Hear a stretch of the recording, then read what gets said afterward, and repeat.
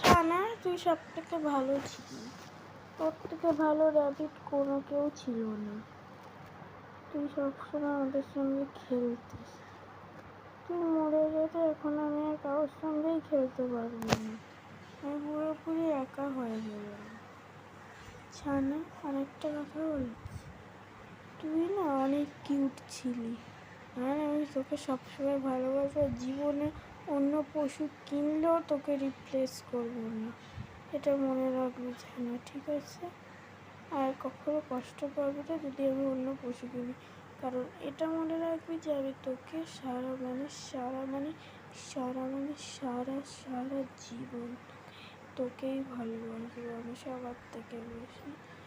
আর তুই একজন যে আমাকে অনেক ভালোবাসতো, তাই আমি তোকে অনেক ভালোবাসবো। তুই যখন গেছিস তখন আমি কত কষ্ট পেয়েছি তোকে বোঝাতে পারবো না, তুই জানিস সেটা।